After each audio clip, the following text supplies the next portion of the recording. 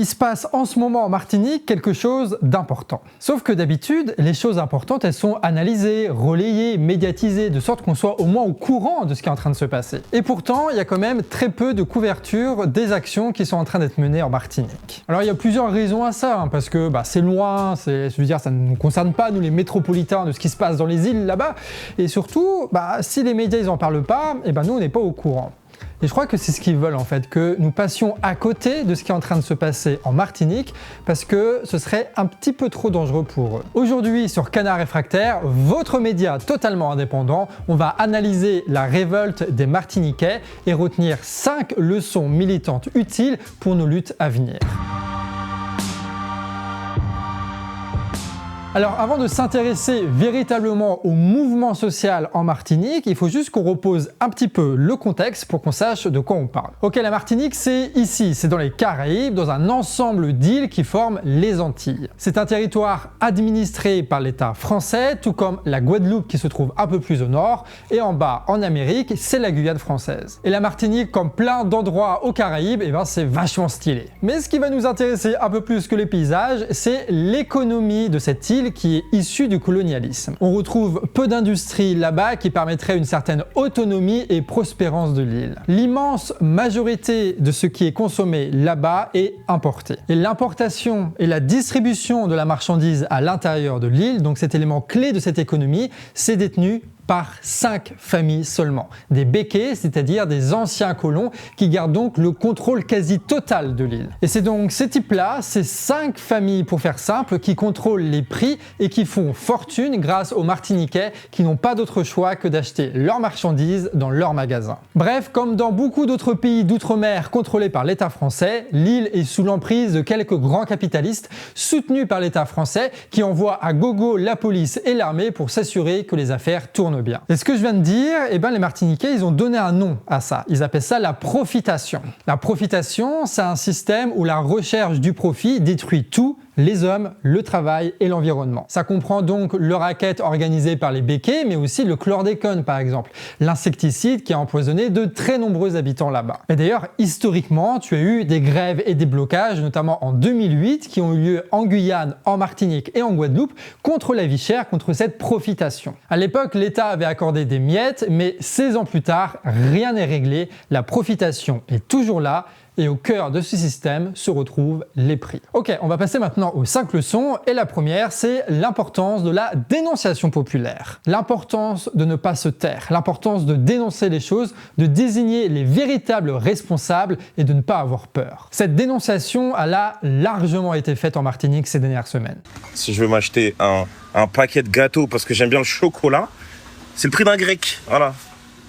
En vrai, un grec aujourd'hui, c'est 7 balles. Voilà, ici, t'as un Daily Shock, ma gueule. Les Pringles, un paquet de Pringles, 5 balles. Après, on se demande pourquoi les gens ils pètent des câbles, mais comment tu fais? Non mais les prix là-bas, c'est une dinguerie. Il y a une histoire d'ailleurs très intéressante qui s'est passée, c'est que t'avais un gars, il allait au Carrefour à côté de chez lui et il a filmé les prix. C'est tout. Il a juste filmé les prix en disant c'était n'importe quoi. Ça a beaucoup circulé sur les réseaux sociaux et donc après, tu as Carrefour qui a décidé de changer les prix. Attends, mais si ils arrivent à baisser les prix après la dénonciation, ça veut dire qu'en fait, ils contrôlent les prix totalement. C'est que c'est pas juste un problème structurel, que l'inflation c'est trop cher à importer, non. C'est qu'ils avaient d'énormes marges et qu'ils ont décidé de les réduire parce que ça avait fait polémique sur les réseaux sociaux. Donc ça montre bien que les prix en Martinique, c'est une construction politique. Ce sont des gens qui ont décidé de se faire un maximum de pognon avec ces conneries-là. Et c'est typiquement avec ce genre d'initiatives personnelles et individuelles qu'on arrive à se construire une conscience politique tous ensemble en se disant qu'ils se foutent de nos gueules ces types-là en fait. Et toi, avec ton téléphone, qu'importe où t'es, tu peux faire la même chose avec ton portable. Ce que je vous rappelle, si nous on le fait pas, c'est d'autres qui le font. Genre CNews et BFM qui nous disent pour eux c'est quoi le plus important. Et généralement c'est jamais vers ceux qui décident, c'est entre nous, ils désignent des adversaires entre nous. Donc là quand nous on prend la parole, on fait en sorte que CNews et BFM ils s'afferment. D'ailleurs tu as un site qui a été mis en place qui s'appelle Kipri et donc tu vas dessus, tu fais tes courses, tu remplis ton panier et tu te rends compte que ce que tu payes 60 € au Carrefour de Guingamp, en fait tu le payes 100 balles en Martinique. Ce qui fait une différence de 160 € par mois rien que sur la dépense de la bouffe, sachant que les salaires sont plus bas en Martinique. Et si je vous parle de ça, c'est parce que tu as un site qui a été mis en place. Voilà. Et que ce site-là, en fait, tu as énormément d'autres médias qui l'ont vu, qui se sont dit tiens, on va faire un petit reportage là-dessus, on va mettre ça en illustration à la télévision, et puis on va dire tiens, les caddies, combien ça représente et tout ça.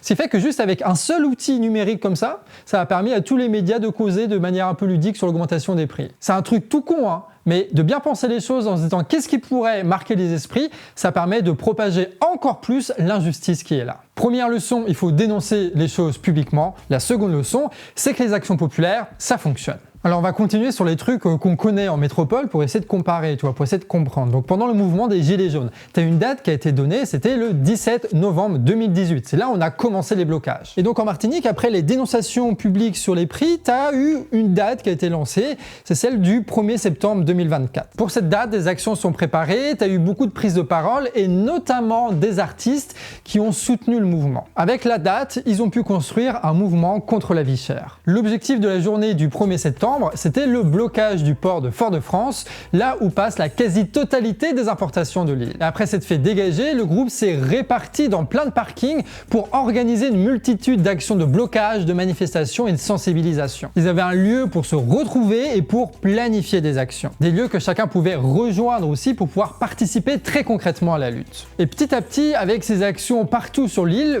les blocages, ils s'étendent. Et t'as même en Guadeloupe des blocages qui s'organisent. T'as les routiers qui s'y mettent et vas-y que ça défonce les radars, bref, ça bouge de partout. À partir du 9 octobre, ça va même plus loin, l'État joue à l'escalade de la violence jusqu'à l'apparition d'émeutes plus d'un mois après le début du mouvement. Une gendarmerie est incendiée, un Carrefour Market est brûlé avec des barrages en feu. L'État réagit donc avec une interdiction de manifester et un couvre-feu. On a donc en face de nous un véritable mouvement contre la vie chère, mais il a une originalité qui tient en deux choses. Déjà, c'est un mouvement qu'on va appeler type gilet jaune, c'est-à-dire fortement auto-organisé, avec une couleur comme signe de ralliement. C'est très large, c'est orienté vers l'action contre la vie chère, mais en réalité c'est tout le système de domination qui est dénoncé.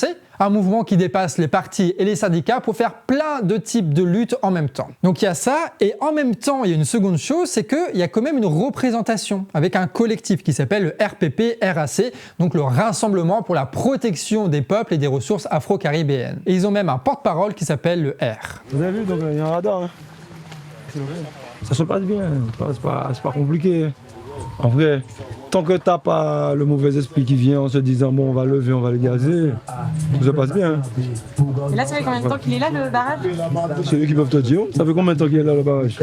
Jeudi 6h. C'est agréable. Donc s'il y a bien un fond à la gilet jaune, comme il y a un peu partout dans le monde d'ailleurs depuis 2008, là où ça change, c'est que tu as en même temps une centralisation via une organisation qui permet de diffuser les appels, les messages et les consignes. Et ça, c'est un vrai progrès par rapport à ce que nous, on a connu en 2018. Ils ont associé un large mouvement populaire avec une représentation qu'ils arrivent même à contrôler. Troisième leçon, il faut absolument exiger la transparence. Parce que oui, vous savez, les politiciens, ils ont toujours des tactiques pour essayer d'étouffer un mouvement qui les conteste. En métropole, on connaît ça bien, c'est le gouvernement qui fait croire des négociations dans lesquelles s'enferment les représentants syndicaux. On ne sait rien de ce qui est dit pendant ces négociations, jusqu'elles aboutissent en général à rien. Mais entre-temps, on a perdu des semaines de lutte dans des manifs bidons pour un truc sans débouché. Et là, en Martinique, le gouvernement, le pouvoir, l'État, il a tenté de faire la même chose. Ils ont programmé, dites-vous, 10 réunions avec, normalement, qui étaient présents dans ces réunions, l'État avec le préfet, la région, les syndicats, le RPP-RAC et puis les industriels. Sauf que le RPP-RAC, eux, ils n'ont pas voulu aller dans ces négociations au début. Pourquoi? Pour un truc assez surprenant, parce que ces négociations n'étaient pas filmées. Discuter sans qu'il nous entende, ce n'est pas notre fonctionnement, ça a toujours été fait depuis toujours, et nous n'allons pas refaire ce qui a été fait inlassablement sans solution. Merci à tout le monde. Ça fait bizarre parce que on connaît genre l'intersyndicale, la CGT, la CFDT qui s'enferment pour décider de je sais pas trop quoi de stratégie, et puis par exemple aussi le NFP qui s'enferme dans des appartements pour décider de tout alors que ça nous concerne directement. Sauf que là, les Martiniquais ils ont dit non, si on a des représentants, c'est pour les contrôler, on doit avoir toutes les informations possibles pour comprendre la situation, donc s'il y a des négociations, elles doivent être filmées et publiques. Quel réflexe quand même, quel réflexe. Il y a eu un peu ça pendant les Gilets jaunes, mais là ça s'est concrétisé en Martinique, c'est incroyable de faire ça. Donc évidemment, le RPP-RAC a décrédibilisé ces réunions en n'y venant pas, donc le pouvoir a changé d'avis, ils ont dit « Ok, on va filmer ces réunions-là si vous voulez ». Donc tu as eu des scènes qui ont été filmées et qui ont fait beaucoup réagir. Notamment cette scène d'une représentante du mouvement qui se sert de ces réunions comme d'une tribune. Et faire baisser les prix en Martinique. Sinon, ça ne sera encore qu'un coup d'épée dans l'eau, une perte de temps, tourner autour d'un rond-point qu'apparemment nous n'avons pas le droit de bloquer en Martinique, même pour revendiquer des droits spécifiques. Monsieur Bouvier, j'aurais bien aimé que vous ne parliez pas en même temps que moi, s'il vous plaît. C'est de la bienséance et c'est du respect.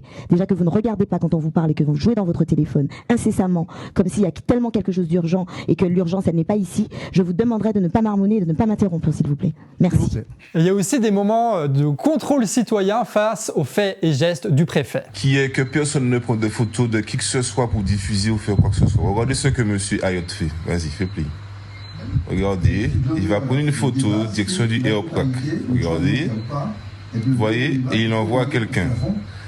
Monsieur Ayot, que faites-vous? Dites-nous. Quand le moindre petit geste peut être remarqué après sur les réseaux sociaux et peut tourner et finir dans des vidéos, tu te dis, tu as intérêt à réfléchir un petit peu à ce que tu dis. Bref, si c'est notre mouvement, on veut savoir tout ce qui s'y passe. Il faut donc tout filmer pour faire en sorte qu'on ait tous le même niveau d'information pour éviter les trahisons et les complots. Et puis bon, à côté de ça, il y a la vie sur les barrages, évidemment. Et puis entre nous, on est bien, en vrai. Donc leçon numéro 4, on fait comme si on savait pas se parler, mais quand on bloque ensemble un pays, on passe de bons moments. La mixture de l'apocalypse.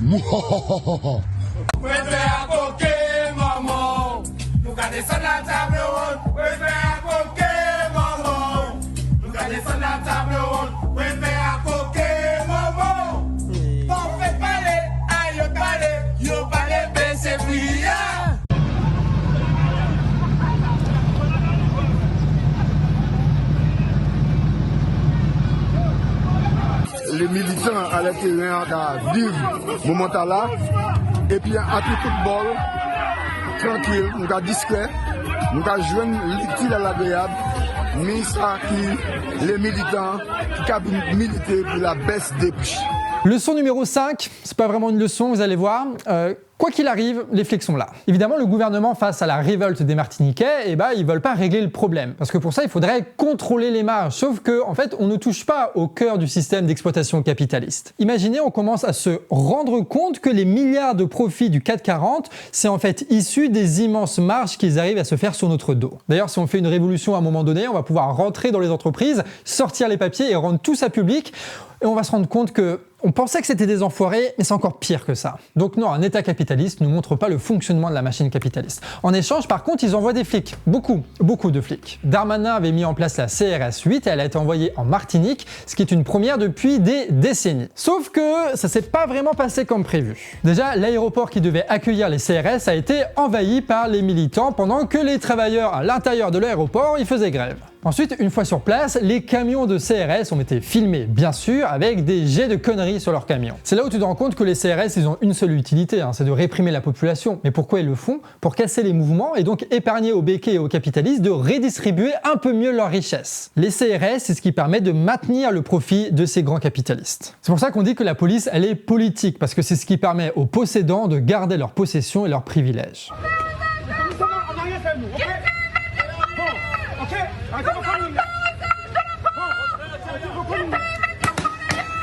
Ok, et déjà, vous êtes, pour moi personnellement, moi je vous dis, les forces d'occupation pour moi, vous n'avez rien à me demander. Je refuse de venir dans votre convocation parce que je n'ai rien à voir avec vous.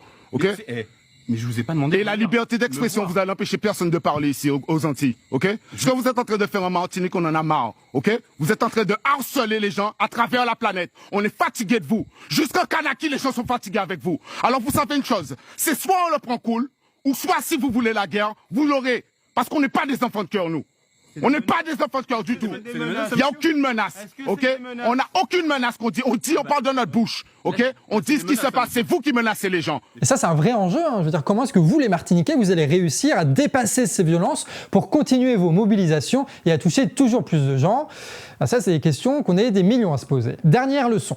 On va parler des syndicats. À partir du 24 novembre, tu as la CGTM, c'est-à-dire la CGT Martinique, qui fait un appel à la grève. Et ça commence à débrayer, notamment dans les grandes surfaces. On a donc des actions populaires couplées à des actions syndicales pour arrêter la production. Et vous me direz, c'est pas surprenant. Et bien en fait si, c'est un peu surprenant parce que d'habitude, les syndicats, ils veulent pas participer à des actions qu'ils ne contrôlent pas totalement. Donc ils font pas en même temps d'actions populaires, ils font après ou le font avant. Tu vois, ils sont pas venus avec les gilets jaunes, ils ont fait des trucs après. Et quand c'était le mouvement des retraites, il fallait qu'ils contrôlent tout. Ils voulaient pas qu'il y ait des initiatives à côté. Non, ça devait être tout contrôlé par les syndicats. Sauf que là, la CGT en Martinique, ils ont fait quelque chose de très honorable. Ils ont organisé des actions en même temps de quelque chose qui les dépasse totalement. Et bien sûr, s'ils le font, c'est que le mouvement populaire en Martinique touche aussi les militants de la CGT, même à la base. Donc ils sont motivés à rentrer dans la danse. Mais il y a aussi derrière un enjeu de direction. Parce qu'à la tête de la CGT là-bas, ce sont des militants de combat ouvrier. Et combat ouvrier, c'est l'organisation sœur de lutte ouvrière qu'on a en métropole,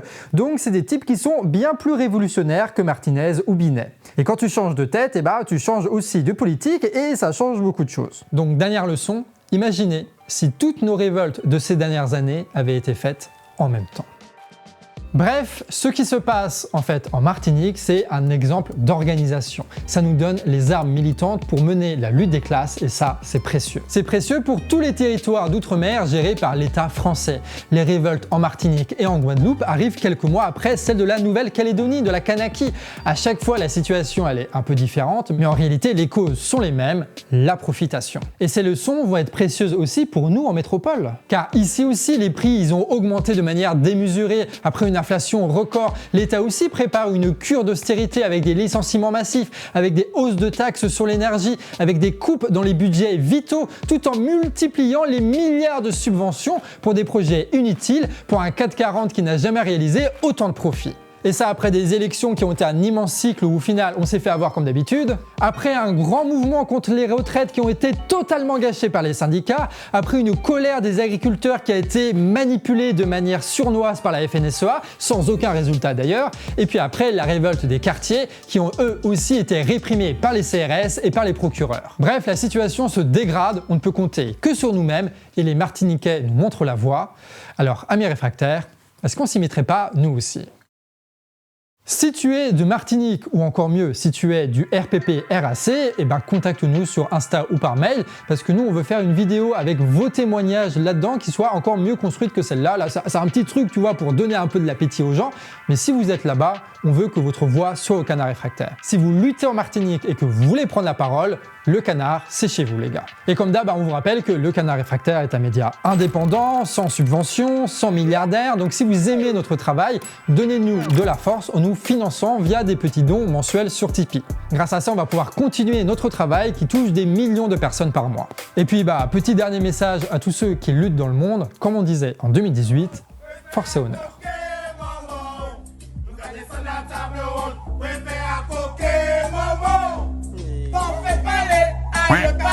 Yo palais, c'est brillant.